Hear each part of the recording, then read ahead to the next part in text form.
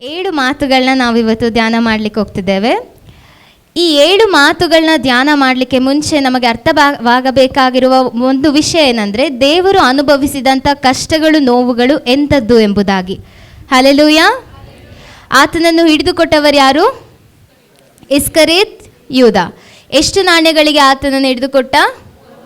30 ನಾಣ್ಯಗಳಿಗೆ ಯೇಸು ಸ್ವಾಮಿಯನ್ನು ಆತನು ಹಿಡಿದುಕೊಟ್ಟಾದ ನಂತರ ಯೇಸು ಸ್ವಾಮಿ ಅನುಭವಿಸಿದ ಎಲ್ಲ ಟ್ರಯಲ್ಸ್ ಆ್ಯಂಡ್ ಟೆಂಪ್ಟೇಷನ್ಸ್, ಅಂದರೆ ಆತನು ಅನುಭವಿಸಿದ ಎಲ್ಲ ಶ್ರಮೆಗಳು ಎಂಥದ್ದು ಎಂಬುದನ್ನು ನಾವು ಅರ್ಥ ಮಾಡಿಕೊಂಡ್ರೆ ನಮಗೆ ಆತನು ಆಡಿದ 7 ಮಾತುಗಳ ಮಹತ್ವ ನಮಗೆ ತಿಳಿಯುವಂಥದ್ದಾಗಿದೆ. Hallelujah, hallelujah. ಇಷ್ಟೊತ್ತವರೆಗೂ ಹೇಳಿದ್ರಲ್ಲ, ಅವರೆಲ್ಲರೂ ಸಹ ಆತನ ಶ್ರಮೆಗಳನ್ನು ಸಹ ಹೇಳಿದ್ದಾರೆ. ಐ ಗೆಸ್ ನಿಮ್ಗೆಲ್ರಿಗೂ ಅರ್ಥ ಆಗಿರಬಹುದು ಅಂದ್ಕೊಂಡಿದ್ದೀನಿ. ಆದರೂ ಸಹ ಮತ್ತೆ ನಾನು ಇನ್ನೊಂದು ಸರಿ ಹೇಳ್ತೇನೆ. ಒಂದು ತಿಳ್ಕೊಳ್ಳಿ, ದೇವರು ಪೂರ್ತಿ ಮನುಷ್ಯನಾಗಿ ಈ ಲೋಕಕ್ಕೆ ಇಳಿದು ಬಂದಿದ್ದಾನೆ. ಹಲ್ಲೆಲೂಯಾ. ಮನುಷ್ಯನಾಗಿ ಯೇಸು ಸ್ವಾಮಿಯಾಗಿ ಈ ಲೋಕಕ್ಕೆ ಆತನು ಬಂದನು. ಅವನು ಪೂರ್ತಿ ಮನುಷ್ಯನಾಗಿಯೂ ಪೂರ್ತಿ ದೇವರಾಗಿಯೂ ಸಹ ಇದ್ದ. ಹಲ್ಲೆಲೂಯಾ. ಓಕೆ. ಮತ್ತೊಂದು ಏನು ಅಂತ ಅಂದರೆ, ರೋಮನ್ ಸೋಲ್ಜರ್ಸ್ ಇರ್ತಾರಲ್ಲ, ಸೊ ಅವರಿಗೆ ಆರ್ಡರ್ ಆಗ್ತಾನೆ. ಆವಾಗ ಆತನು ಆ ಸೋಲ್ಜರ್ಸ್ ಎಲ್ಲ ಯೇಸು ಸ್ವಾಮಿಯನ್ನು ಹಿಂಸೆ ಕೊಡಲಿಕ್ಕೆ ಸ್ಟಾರ್ಟ್ ಮಾಡ್ತಾರೆ. ಯೇಸು ಸ್ವಾಮಿಗೆ ಎಷ್ಟು ಕೊರಡೆ ಏಟುಗಳನ್ನ ಹೊಡೆದಿದ್ದಾರೆ? 39. ವಾಕ್ಯದಲ್ಲಿ ನಾವು ನೋಡ್ತೇವೆ 40ಕ್ಕಿಂತ ಒಂದು ಕಡಿಮೆ, ಅಂದರೆ 39 ಕೊರಡೆ ಏಟುಗಳನ್ನು ದೇವರು ಅನುಭವಿಸಿದ್ದಾನೆ. ಯಾಕೆ ಇಷ್ಟೆಲ್ಲ ಶ್ರಮೆಗಳನ್ನೆಲ್ಲ ಅನುಭವಿಸಬೇಕಾಯಿತು? ನನ್ನ ಮತ್ತು ನಿಮ್ಮ ಪಾಪಗಳಿಗಾಗಿ. ಈ ಲೋಕದಲ್ಲಿರುವ ಸಕಲ ಮನುಷ್ಯರ ಎಲ್ಲ ಪಾಪಗಳನ್ನು ಆತನು ಹೊತ್ತು ಈ ಎಲ್ಲ ಶ್ರಮೆಗಳನ್ನು ಆತನು ಅನುಭವಿಸಿ ನಮಗೋಸ್ಕರ ಕಲ್ವಾರಿ ಶಿಲುಬೆಯಲ್ಲಿ ಪ್ರಾಣ ಕೊಟ್ಟಂಥ ದೇವರು. ಆ ಕೊರಡೆ ಏಟುಗಳು ಹೇಗೆ ಇತ್ತು ಅಂತ ಅಂದರೆ, ಒಂದ್ಸಲ ಅದು ಚಾಟಿ ಅಂತ ಬರ್ತದೆ ಅಲ್ಲ, ಸೊ ಅದು ಮುಂದಕ್ಕೆ ಎಲ್ಲ ಗ್ಲಾಸಸ್ ಎಲ್ಲ ಇರ್ತದೆ. ಸೊ ಆ ಕೊರಡೆಯಿಂದ ಒಂದ್ಸಲ ಹಿಂಗೆ ಹೊಡೆದ್ರೆ ಆ ಮಾಂಸ ಸಮೇತ ಕಿತ್ತು ಹೊರಗಡೆ ಬರೋದು. ಅಷ್ಟು ಕ್ರೂರವಾದ ಹಿಂಸೆಯನ್ನು ಯೇಸು ಸ್ವಾಮಿಗೆ ಮನುಷ್ಯರು ಆತನಿಗೆ ಕೊಟ್ಟರು. ಸೊ ಅಷ್ಟು ಒಡೆಯುವಾಗ ಅದು 39 ಏಟುಗಳನ್ನು ತಿಂದಾಗ ಆತನ ಮೈಯಲ್ಲಿ ಮಾಂಸ ಇಲ್ಲದೆ ಇರಬಹುದು. ಯಾಕಂದರೆ ಅಷ್ಟು ಗಟ್ಟಿಯಾಗಿ ಹೊಡೆತವನ್ನು ಯೇಸು ಸ್ವಾಮಿಗೆ ಸೋಲ್ಜರ್ಸ್ ಆತನಿಗೆ ಕೊಟ್ಟಿದ್ದಾರೆ. ಸೊ ಆವಾಗ ಇಷ್ಟೆಲ್ಲ ಅನುಭವಿಸಿದಾದ ನಂತರ ಮತ್ತು ಆತನಿಗೆ ಮುಳ್ಳಿನ ಕಿರೀಟವನ್ನು ಧರಿಸಿ, ಮತ್ತು ಆ ಮುಳ್ಳಿನ ಕಿರೀಟವನ್ನು ಸುಮ್ಮನೆ ಹಾಗೆ ಇಡಲಿಲ್ಲ, ಅದಕ್ಕೂ ಸಹ ಹೊಡೆದ್ರು. ಹಲ್ಲೆಲೂಯಾ. ಅದಕ್ಕೂ ಸಹ ಹೊಡೆದು ಆ ಕಿರೀಟದ ಮುಳ್ಳುಗಳು ಕಣ್ಣಿನಲ್ಲೆಲ್ಲ ಚುಚ್ಚಿ ಅಲ್ಲಿಂದ ಸಹ ರಕ್ತ ಬರಲಿಕ್ಕೆ ಶುರುವಾಯಿತು. ಆತನ ದೇಹವು ಪೂರ್ಣ ರಕ್ತದಿಂದನೇ ತುಂಬಿತ್ತು. ಮತ್ತು ನಾವು ನೋಡ್ತೇವೆ, ಶಿಲುಬೆಯನ್ನು ಮತ್ತು ಗೋಲ್ಗೊತಾ ಬೆಟ್ಟದವರೆಗೂ ಶಿಲುಬೆಯನ್ನು ತಗೊಂಡು ಹೋಗ್ತಾನೆ. ಅಂದರೆ ಆ ಶಿಲುಬೆ ಎಷ್ಟು ವೇಟ್ ಇತ್ತು ಅಂತ ಅಂದರೆ 135 kgಗಳು. ಉದ್ದ ಇರೋದು 135 kg, ಅಡ್ಡ ಇರುವಂಥದ್ದು 45 kgಗಳು ಶಿಲುಬೆ ಇತ್ತು ಅದು. So total ಎಷ್ಟಾಗಿರಬಹುದು? ಟೋಟಲ್ ಎಷ್ಟಾಗ್ತದೆ? 180 kg ಶಿಲುಬೆಯನ್ನು ಆತನು ಹೊತ್ತಿದ್ದಾನೆ. ಅಂದಾಜು ಯೇಸು ಸ್ವಾಮಿ ತೂಕ ಎಷ್ಟಿರಬಹುದು? ಅಂದಾಜು 50ರಿಂದ 65ರವರೆಗೆ ತೂಕ ಇರಬಹುದು. ಹೈಟ್ ಬಂದ್ಬಿಟ್ಟು 5.1ರಿಂದ 5.6 ಫೀಟ್ ಅಡಿ ಉದ್ದ ಅವರು ಇರಬಹುದು. ಅಷ್ಟು ಮನುಷ್ಯನು 180 kgಯಷ್ಟು ವಜಿಯಾದ ಶಿಲುಬೆಯನ್ನು ಆತನು ಹೊತ್ತಿದ್ದಾನೆ. ಯಾರಿಗೋಸ್ಕರ? ಮತ್ತು ನಮಗೋಸ್ಕರನೇ. Hallelujah, hallelujah. ಮತ್ತು ಶಿಲುಬೆಯ ಉದ್ದ ಇರುವಂಥದ್ದು 15 ಅಡಿ ಉದ್ದ ಮತ್ತು ಅಡ್ಡ ಇರುವಂಥದ್ದು 8 ಅಡಿ ಅಡ್ಡ. ಅಷ್ಟು ದೊಡ್ಡದಾದ, ಅಷ್ಟು ಭಾರವಾದ ಶಿಲುಬೆಯನ್ನು ಆತನು ಹೊತ್ತು ಸುಮಾರು 1 ಕಿಲೋಮೀಟರ್ವರೆಗೂ ಆತನು ಗೋಲ್ಗೊತಾ ಬೆಟ್ಟದವರೆಗೂ ಹೋಗಿ ಅಲ್ಲಿ ಆತನಿಗೆ 3 ಮಳೆಗಳನ್ನು ಹೊಡೆದು ಆತನಿಗೆ ಕಲ್ವಾರಿ ಶಿಲುಬೆಯಲ್ಲಿ ಏರಿಸಲ್ಪಟ್ಟಂಥದ್ದಾಗಿದೆ. ಮತ್ತು ಆ ಸಮಯದಲ್ಲಿ ಆತನು ಮೊದಲನೇ ಮಾತನ್ನು ಆಡ್ತಾನೆ. ಲೂಕನು ಬರೆದ ಸುವಾರ್ತೆ 23ನೇ ಅಧ್ಯಾಯ 34ನೇ ವಚನದಲ್ಲಿ, ಓದುವುದು ಬೇಡ, ನಾನು ಹಾಗೆ ಹೇಳ್ತೇನೆ ಸಮಯವಿಲ್ಲದ ಕಾರಣ. ತಂದೆಯೇ ಅವರನ್ನು ಕ್ಷಮಿಸು, ತಾವು ಏನು ಮಾಡುತ್ತೇವೆಂಬುದನ್ನು ಅರಿಯರು ಎಂಬುದಾಗಿ. ಇಷ್ಟೆಲ್ಲ ಹಿಂಸೆ ಕೊಟ್ಟರೂ ಸಹ ಯೇಸು ಸ್ವಾಮಿಗೆ, ಇಷ್ಟೆಲ್ಲ ನೋವು ತಿಂದರೂ ಸಹ, ಆದರೂ ಸಹ ಯೇಸು ಸ್ವಾಮಿ ಹೇಳುತ್ತಿರುವಂಥ ಮಾತೆಂಥದ್ದು ನೋಡಿ, ತಂದೆಯೇ ಅವರನ್ನು ಕ್ಷಮಿಸು, ತಾವು ಏನು ಮಾಡುತ್ತೇವೆಂಬುದನ್ನು ಅರಿಯರು ಎಂಬುದಾಗಿ. ಹಲ್ಲೆಲೂಯಾ. ಇದರಲ್ಲಿ ನಾವು ನೋಡುವಂಥದ್ದು ಕ್ಷಮಾಪಣೆ, ಫರ್ಗಿವ್ನೆಸ್. ಹಲ್ಲೆಲೂಯಾ. ನಮಗೆ ಇವಾಗ ನಮ್ಮ ಜೀವಿತದಲ್ಲೇ ನೋಡ್ಕೊಳ್ರಿ, ಇವಾಗ ನಮ್ಮ ಮಕ್ಕಳಾಗಿರ್ಬೋದು, ನಮಗೆ ಯಾರೋ ಒಬ್ಬರು ಒಂದು ಚಿಕ್ಕ ಏನಾದ್ರು ಪೆಟ್ಟು ಕೊಟ್ರೇ ನಾವು ಅವ್ರನ್ನ ಸುಧಾರಿಸೋದಿಲ್ಲ, ಅವ್ರನ್ನ ನಾವು ಜಲ್ದಿ ಕ್ಷಮಿಸೋದಿಲ್ಲ. ನನಗೆ ಹೊಡಿತೀಯ ಅಂತೇಳಿ ಮತ್ತೆ ಹೋಗಿ ಅವ್ರು ಒಂದು ಕೊಟ್ಟರೆ ನಾವು 2 ಕೊಡುವಂಥ ಜನರು ನಾವಿವಾಗ. ಅಂಥದ್ದು ಯೇಸು ಸ್ವಾಮಿಗೆ ಅಷ್ಟೆಲ್ಲ ಹಿಂಸೆ ಕೊಟ್ಟರು, ಅಷ್ಟು ಕ್ರೂರ ಹಿಂಸೆಯನ್ನು ಯೇಸು ಸ್ವಾಮಿ ಅನುಭವಿಸಿದರೂ ಸಹ ಆತನು ಹೇಳುತ್ತಿರುವಂಥ ಮಾತು, ತಂದೆಯೇ ಅವರನ್ನು ಕ್ಷಮಿಸು ಎಂಬುದಾಗಿ. ಇಲ್ಲಿ ನಾವು ನೋಡ್ತೇವೆ ಆತನ ಪ್ರೀತಿ ಮತ್ತು ಕನಿಕರವನ್ನು ನಾವಿಲ್ಲಿ ನೋಡುವಂತರಾಗಿದ್ದೇವೆ. ಅಷ್ಟು ನೋವಿನಲ್ಲೂ ಸಹ, ಅಷ್ಟು ಹಿಂಸೆಯಲ್ಲೂ ಸಹ ಇದು ಆತನು ಹೇಳಿದ್ದಾನೆ ಅಂದರೆ ಆತನಿಗೆ ನಮ್ಮ ಮೇಲೆ ಎಷ್ಟು ಪ್ರೀತಿ ಇರಬಹುದಲ್ವಾ. Hallelujah, hallelujah. He is the forgiving God. ಅಂದರೆ ಆತನು ಕ್ಷಮಿಸುವಂಥ ದೇವರಾಗಿದ್ದಾನೆ. ನಮ್ಮ ಎಲ್ಲ ತಪ್ಪುಗಳನ್ನು, ನಮ್ಮ ಎಲ್ಲ ದೋಷಗಳನ್ನು, ನಮ್ಮ ಎಲ್ಲ ಪಾಪಗಳನ್ನು ಕ್ಷಮಿಸಿದ ಆತ ದೇವರು. ಹಲ್ಲೆಲೂಯಾ. ಮತ್ತು ನಾವು 2ನೇ ಮಾತನ್ನು ನಾವು ನೋಡಿದ್ದೇವೆ, ಲೂಕನು ಬರೆದ ಸುವಾರ್ತೆ 23ನೇ ಅಧ್ಯಾಯ 43ನೇ ವಚನದಲ್ಲಿ, ಈ ಹೊತ್ತೇ ನನ್ನ ಸಂಗಡ ನೀನು ಪರದೈಸಿನಲ್ಲಿರುವೆ ಎಂಬುದಾಗಿ. ಹಲ್ಲೆಲೂಯಾ. ಇದು ಯಾರಿಗೆ ಹೇಳಿದಂಥ ಮಾತು?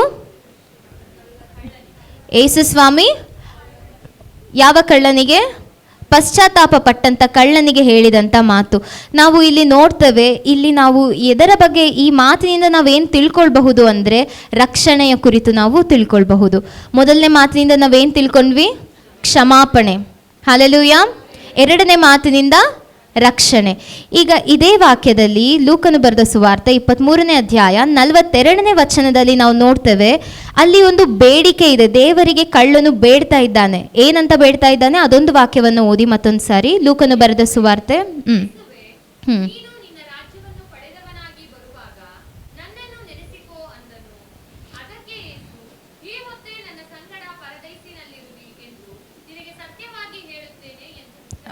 ಓಕೆ.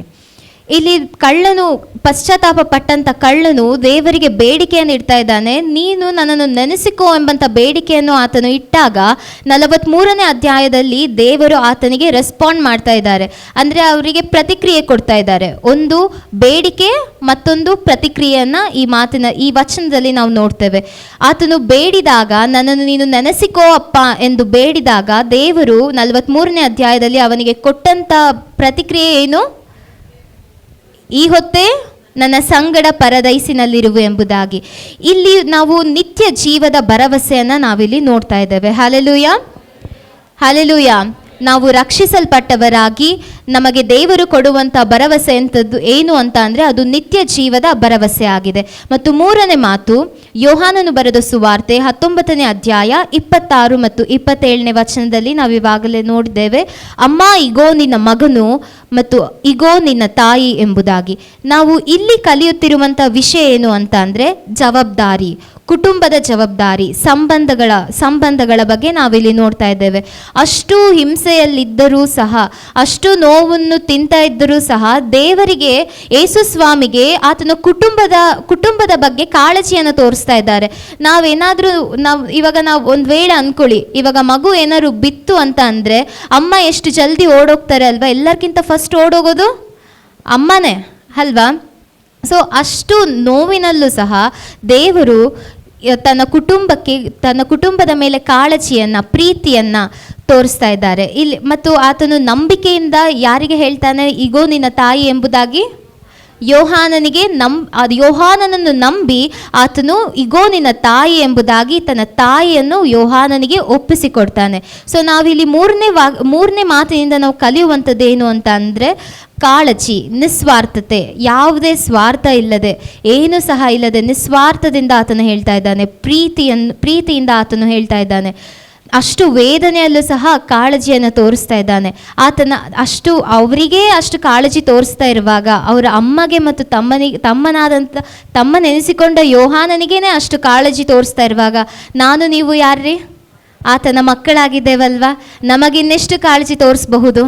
Hallelujah, hallelujah. ಮತ್ತು 4ನೇ ಮಾತನ್ನು ನಾವು ನೋಡ್ತೇವೆ. ಮತ್ತಾಯನ ಬರೆದ ಸುವಾರ್ತೆ 27ನೇ ಅಧ್ಯಾಯ 46ನೇ ವಾಕ್ಯದಲ್ಲಿ, ನನ್ನ ದೇವರೇ ಯಾಕೆ ನನ್ನನ್ನು ಕೈ ಬಿಟ್ಟಿದ್ದಿ ಎಂಬುದಾಗಿ. ನಾವು ಇದರಲ್ಲಿ ನೋಡುವಂಥದ್ದು the depth of Jesus suffering. ಅಂದರೆ ಅಲ್ಲಿ ಒಂದು ವೇದನೆಯ ಕೂಗು ನಮಗೆ ಕೇಳಿಸ್ತಾ ಇದೆ, ಅಂದರೆ ಕ್ರೈ ಆಫ್ ಆಂಗ್ವಿಶ್, ಒಂದು ವೇದನೆಯ ಕೂಗನ್ನು ನಾವಿಲ್ಲಿ ನೋಡ್ತಾ ಇದ್ದೇವೆ. ಮನುಷ್ಯರ ಪಾಪಕ್ಕಾಗಿ ನರಳಿದ ಏಸು ಏನು ಮಾಡ್ತಾ ಇದ್ದಾರೆ?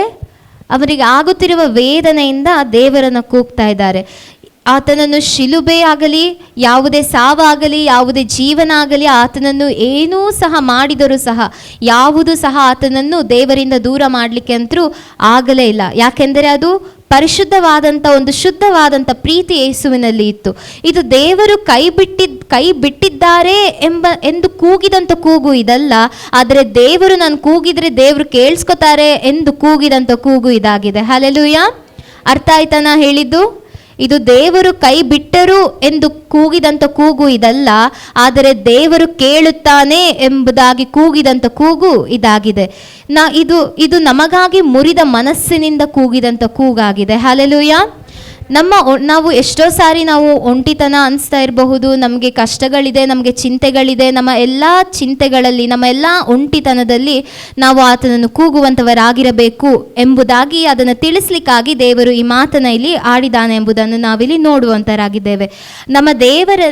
ನಮ್ಮ ಯೇಸು ಸ್ವಾಮಿ ಏನು ಮಾಡ್ತಾರೆ ಅಂದರೆ, ನಮ್ಮ ಒಂಟಿತನವನ್ನು ಆತನ ಮೇಲಿನಿಂದ ಬರೀ ನೋಡೋದಿಲ್ಲ, ಆದರೆ ನಮ್ಮೊಟ್ಟಿಗೆ ಇದ್ದು ಅದನ್ನು ಅನುಭವಿಸಿ ಅದರಲ್ಲೇ ವಾಸಿಸಿ ಅದರಲ್ಲೇ ನರಳಿ ನಮಗೆ ಎಲ್ಲದರಿಂದ ಜಯವನ್ನು ಕೊಡಲಿಕ್ಕೆ ಆತನು ಶಕ್ತನಾಗಿದ್ದಾನೆ. Hallelujah, hallelujah.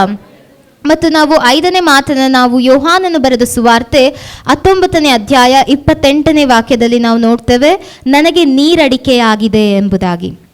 ಅಂದರೆ ಇದರಲ್ಲಿ ನಾವು ನೋಡ್ತೇವೆ ದೈಹಿಕ ಸಂಕಟ ಮತ್ತು ಮಾನವನ ಅನುಭವದ ಬಗ್ಗೆ ನಾವು ಇಲ್ಲಿ ನೋಡ್ತೇವೆ. ಅಂದರೆ ಇದು ನಮಗೆ ತೋರಿಸ್ಕೊಡ್ತದೆ ದೇವರು ಪೂರ್ತಿಯಾಗಿ ಮನುಷ್ಯರಾಗಿದ್ದರು ಎಂಬುದಾಗಿ. Hallelujah, hallelujah. ಈ ಲೋಕದಲ್ಲಿ ದೇವರು ಪೂರ್ತಿಯಾಗಿ ಮನುಷ್ಯರಾಗಿದ್ದರು, ಅದಕ್ಕಾಗಿ ಆತನಿಗೆ ದೈಹಿಕವಾದ ಸಂಕಟ ಆಗ್ತಾ ಇದೆ ಇಲ್ಲಿ. ಮತ್ತು ನಾವಾಗಲೇ ಇಲ್ಲಿ ಕೇಳಿದ್ದೇವೆ, ಇಲ್ಲಿ ಆಲ್ರೆಡಿ ಅವರು ಹೇಳಿದ್ದಾರೆ, ಲೋಕಿ ಮಾಮ ಹೇಳಿದ್ದಾರೆ, ಆತ್ಮಿಕವಾದ ನೀರಡಿಕೆ ನಮಗೆ ಇರಬೇಕು ಎಂಬುದಾಗಿ ಇದು ನಮಗೆ ತೋರಿಸುವಂಥದ್ದಾಗಿದೆ.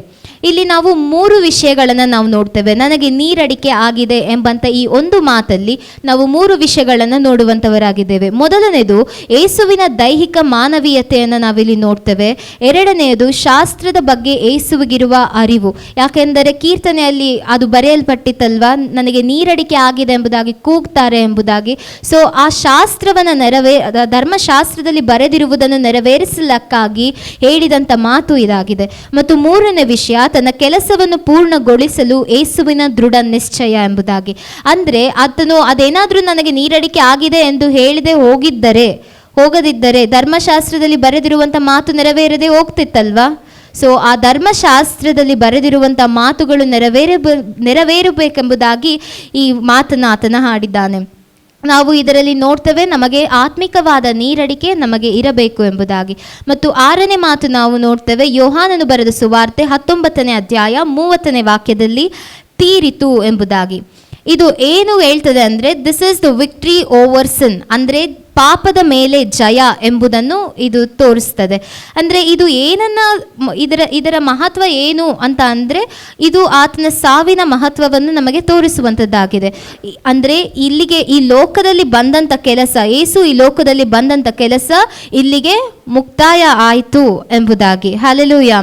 ಮತ್ತು ಶಾಸ್ತ್ರದ ಎಲ್ಲ ಮಾತುಗಳು ನೆರವೇರಿತು ಎಂದು ತಿಳಿದು ತೀರಿತು ಎಂಬುದಾಗಿ ಯೇಸು ಸ್ವಾಮಿಲಿ ಹೇಳುವಂಥವರಾಗಿದ್ದಾರೆ. The bill of a sin has been paid. ಅಂದರೆ ನಮ್ಮ ಪಾಪದ ಎಲ್ಲ ಬಿಲ್ಗಳು, ನಮ್ಮ ಪಾಪಕ್ಕೆ ಹಾಕಿರಲ್ಪಟ್ಟ ಎಲ್ಲ ಬಿಲ್ಗಳು ಎಲ್ಲ ಕಟ್ಟಲ್ಪಟ್ಟಿದೆ. ಎದರಿಂದ? ಯೇಸುವಿನ ರಕ್ತದಿಂದ. ಹಲ್ಲೆಲೂಯಾ.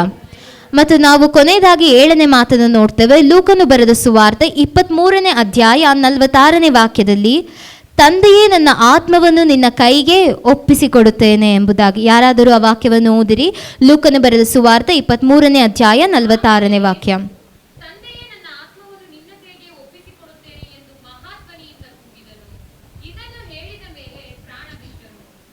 ಹಲ್ಲೆಲೂಯಾ. ಇದು ಕೊನೆಯ ಮಾತಾಗಿದೆ. ಇದು ಹೇಳಿದ ನಂತರ ಪ್ರಾಣ ಬಿಟ್ಟನು. ಏನಂತ ಹೇಳ್ತಾರೆ? ತಂದೆಯೇ ನನ್ನ ಆತ್ಮವನ್ನು ನಿನ್ನ ಕೈಗೆ ಒಪ್ಪಿಸಿಕೊಡುತ್ತೇನೆ ಎಂಬುದಾಗಿ. ನಾವಿಲ್ಲಿ ನೋಡ್ತೇವೆ, ಇಲ್ಲಿ ನಾವೇನು ಕಲಿಬಹುದು ಅಂತ ಅಂದರೆ ನಮ್ಮ ನಂಬಿಕೆಯ ಬಗ್ಗೆ, ಹಲ್ಲೆಲೂಯ, ಮತ್ತು ನಮ್ಮ ಒಪ್ಪಿಸಿಕೊಡುವಂಥದ್ದರ ಬಗ್ಗೆ, ಹಲ್ಲೆಲೂಯ. ಕೊನೆ ಕ್ಷಣದಲ್ಲೂ ಸಹ ದೇವರು ಏನು ಮಾಡ್ತಾ ಇದ್ದಾರೆ? ತನ್ನ ಆತ್ಮವನ್ನು ದೇವರಿಗೆ ಒಪ್ಪಿಸಿಕೊಡ್ತಾ ಇದ್ದಾರೆ. ನಾವು ನೋಡ್ತೇವೆ ಆಕ್ಸೆಪ್ಟೆನ್ಸ್ ಆಫ್ ಡೆತ್, ಅಂದರೆ ತನ್ನ ಮರಣವನ್ನು ಆತನು ಸ್ವೀಕಾರ ಮಾಡಿದ್ದಾನೆ ಎಂಬುದಾಗಿ. ದೇವರಲ್ಲಿ ನಂಬಿಕೆ, ಭಕ್ತಿ ಮತ್ತು ಸಾವಿಗೆ ಒಪ್ಪಿಸುವಿಕೆಯನ್ನು ನಾವು ಈ ಮಾತಿನಲ್ಲಿ ನಾವು ನೋಡುವಂಥವರಾಗಿದ್ದೇವೆ. ಮತ್ತು ಇದು ನಮ್ಮನ್ನು ನಾವು ದೇವರಿಗೆ ಶರಣು ಮಾಡಿಕೊಳ್ಳಬೇಕು ಎಂಬುದಾಗಿ ಈ ವಾಕ್ಯ ನಮಗೆ ತಿಳಿಸಿಕೊಡ್ತದೆ. ಅಂದರೆ ನೋಡಿ, ನನ್ನ ಆತ್ಮವನ್ನು ನಿನ್ನ ಕೈಗೆ ಒಪ್ಪಿಸಿಕೊಡುತ್ತೇನೆ ಎಂದು ಯೇಸುಸ್ವಾಮಿಯೇ ಕೂಗಿದಾಗ ನಾವೆಷ್ಟರವರು? ಮನುಷ್ಯರಷ್ಟೇ. ಅಂದರೆ ನಾವು ನಮ್ಮಲ್ಲಿ ಇರುವಂಥದ್ದು ಎಲ್ಲವೂ ಸಹ ದೇವರಿಗೆ ಒಪ್ಪಿಸಿಕೊಡಬೇಕು ಎಂಬುದನ್ನು ತಿಳಿಸುವುದಕ್ಕಾಗಿ ದೇವರು ಈ ಮಾತನ್ನು ಕೊನೆಯ ಕ್ಷಣದಲ್ಲಿ ಈ ಮಾತನ್ನು ಆಡಿದ್ದಾನೆ. ಹಲ್ಲೆಲೂಯ. ಯೇಸು ಶಿಲುಬೆಗೆ ಏರಿಸಲ್ಪಟ್ಟಿದ್ದಕ್ಕಾಗಿ ಸಾಯಲಿಲ್ಲ. ಗೊತ್ತಾಯ್ತಾ ನಾನು ಹೇಳಿದ್ದು? ಬರೀ ಶಿಲುಬೆಗೆ ಏರಿಸಲ್ಪಟ್ಟಿದ್ದಕ್ಕಾಗಿ ಸಾಯಲಿಲ್ಲ, ಆದರೆ ಹೇಳಿದ್ದು ನೆರವೇರಬೇಕಾಗಿತ್ತು. ಧರ್ಮಶಾಸ್ತ್ರದಲ್ಲಿ ಹೇಳಿದ್ದೆಲ್ಲವೂ ಸಹ ನೆರವೇರಬೇಕಾಗಿತ್ತು. ಆದ್ದರಿಂದ ಆತನು ನಮಗೋಸ್ಕರ ಪ್ರಾಣ ಬಿಟ್ಟನು. ಯೇಸು ತನ್ನ ಶಿಷ್ಯರಿಗೆ ಮೊದಲೇ ಹೇಳಿದ್ದನು. ಈ ವಾಕ್ಯವನ್ನು ತೆಗೆದೋದ್ರಿ, ಯೋಹಾನನು ಬರೆದ ಸುವಾರ್ತೆ 10ನೇ ಅಧ್ಯಾಯ 18ನೇ ವಾಕ್ಯ.